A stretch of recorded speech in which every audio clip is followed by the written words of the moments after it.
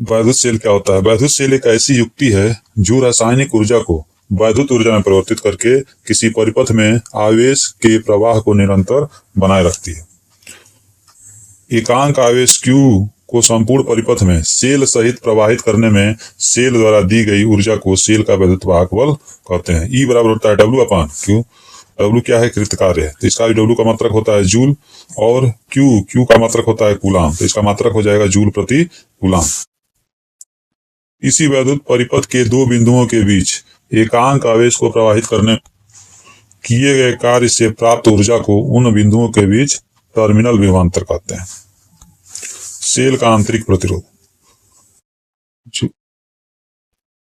Cell के दोनों प्लेटों के बीच, दो प्लेट होते हैं इसमें, सेल के भीतर वैद्युत धारा के प्रवाह में धारा आयनों द्वारा उत्पन्न अवरोध, धारा आयनों द्वारा उत्पन्न अवरोध को क्या बोलते हैं? आंतरिक प्रतिरोध। इसको स्मॉल आर से प्रदर्शित करते हैं।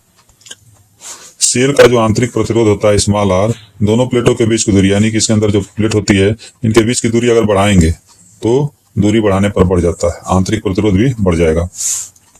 अगला है किसी विद्युत अवघट्ट की सांद्रता बढ़ाने पर, इसके अंदर जो भी है विद्युत अवघट्ट की सांद्रता बढ़ाने पर सेल का आंतरिक प्रतिरोध बढ़ जाता है। इसके अंदर आंतरिक प्रतिरोध क्या होगा? बढ़ जाएगा। अगर इसकी सांद्रता बढ़ेगी, गाढ़ा होगा, तो इसका आंतरिक प्रतिरोध भी क्या होता है? बढ़ जाता है। सेल से प्राप्त धारा I बराबर होता है E/R प्लस स्मॉल r।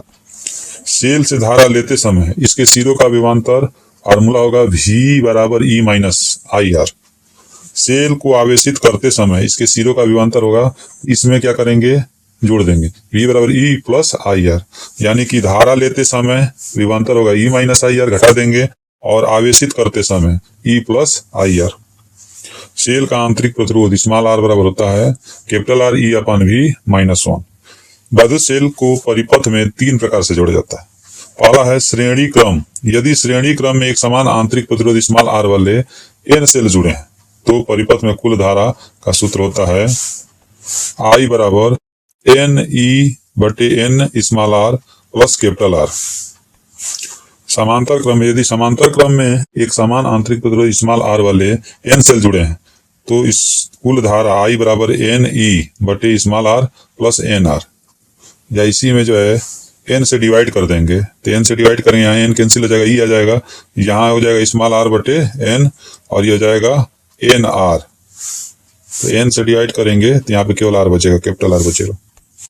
और लास्ट है मिश्रित क्रम। मिश्रित क्रम में एक समान आंतरिक प्रतिरोध स्मॉल r वाले n सेल जुड़े हैं तो कुल धारा I बराबर होता है MN/E/n small r plus M R। M क्या है? पंक्तियों की संख्या, E क्या है? वैद्युत वाहक बल, और R क्या है? बाह्य प्रतिरोध। अब आता है सबसे इंपॉर्टेंट किरचॉफ का नियम। ये फिक्स है कि बोर्ड में आना ही है। किरचॉफ ने दो नियम दिए जिनकी सहायता से किसी भी जटिल परिपथ के विभिन्न चालकों के बीच धारा तथा विभिन्न प्रतिरोधों के मध्य विभवांतर के वितरण ज्ञात कर सकते हैं। पहला नियम क्या है? पहला नियम को संधि का नियम या धारा का नियम भी कहते हैं। किसी वैद्युत परिपथ में किसी भी संधि पर मिलने वाली धाराओं का बीजगणितीय योग शून्य होता है। इस नियम में परिपथ में उपयोग करते समय चिन्ह परिपाटी यह है कि परिपथ में संधि की ओर आने वाली सभी धाराएं धनात्मक और संधि से दूर जाने वाली सभी धाराएं ऋणात्मक हो। जैसे ये चित्र देख सकते हैं सब लोग, इसमें क्या है? इसमें I1 धारा आ रही है, तो जो धारा आ रही है उसको प्लस ले लेंगे। इसमें भी I2 धारा आ रही है, यानी कि प्लस ले लेंगे। I3 धारा जा रही है, ठीक है, संधि से दूर जा रही है, ये संधि का पॉइंट है, वो इससे दूर जा रही है तो माइनस ले लेंगे। I4 धारा भी संधि से दूर जा रही है तो माइनस ले लेंगे I4 को। I5 भी धारा संधि से दूर जा रही है तो -5 लेंगे, बराबर 0। बीजगणितीय योग क्या हो जाएगा? 0 हो जाएगा। ये होता है संधि का नियम। ये प्रथम जो नियम होता है किस पर आधारित है? आवेश संरक्षण पर। ये पूछ देता है एक नंबर में कि संधि का नियम किस पर आधारित है? आवेश संरक्षण। इसमें आवेश संरक्षित रहता है। दूसरा नियम है लूप नियम या गोल्टका का नियम भी कहते हैं। किसी परिपथ में प्रत्येक बंद पास के विभिन्न भागों में बहने वाली धाराओं तथा संगत प्रतिरोधों, बहने वाली धारा तथा संगत प्रतिरोधों के गुणनफलों का बीजगणितीय योग उस पास में लगने वाले वैद्युत वाहक बल के बीजगणितीय योग के बराबर होता है। अब देखिए चित्र में जो पहला वाला बंद पास है, ये इसमें मान लीजिए कि हम इस डायरेक्शन में घूम रहे हैं, ठीक है, एंटी क्लॉकवाइज। तो बंद पास 1 के लिए यहाँ देखिए धारा I1 तथा संगत प्रतिरोध R1 I1 R1, ठीक है। अब इसी तरह आगे बढ़ते जाइए, जब यहाँ जाएंगे तो धारा I2 विपरीत हो गई, I2 इधर जा रही है और हम इधर जा रहे हैं, तो ये माइनस यहाँ लगाते हैं, माइनस I2 इंटू R2 संगत प्रतिरोध बराबर विद्युत बल E1, ये इस डायरेक्शन में जा रहे हैं तो E1 प्लस ले लेंगे, लेकिन जब इधर जाएंगे तो ये E2 क्या होगा, उल्टा हो जाएगा, तो ये माइनस ले लेंगे, माइनस का E2 ले लेंगे। अब दूसरा वाला में देखिए, दूसरा वाला में क्या है कि अगर इस डायरेक्शन में जाएंगे तो I2 इंटू R2, आगे जाएंगे I2 इंटू R2 हो गया, प्लस इसी डायरेक्शन में जा रहे हैं, धारा भी इसी डायरेक्शन में, तो I1 प्लस I2 धारा और प्रतिरोध कितना है R3, I1 प्लस I2 धारा इंटू प्रतिरोध क्या है R3, ठीक। फिर आगे चलते जाएंगे तो बैटरी केवल एक ही है, E2 के बराबर हो जाएगा उसी डायरेक्शन में। इस नियम का उपयोग करते समय हम धारा की दिशा में चलते हैं, तो धारा तथा संगत प्रतिरोध का गुणनफल को क्या लेते हैं, धनात्मक। अगर धारा के विपरीत जाएंगे तो क्या लेंगे, दोनों का गुणनफल है ऋणात्मक लेंगे।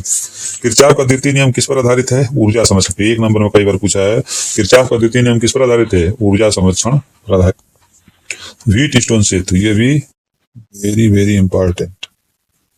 इंग्लैंड के वैज्ञानिक सर चार्ल्स व्हीटस्टोन ने प्रतिरोधों की एक विशेष व्यवस्था का आविष्कार किया, जिसके द्वारा किसी चालक का अज्ञात प्रतिरोध ज्ञात किया जाता है। यही व्यवस्था व्हीटस्टोन सेतु कहलाती है।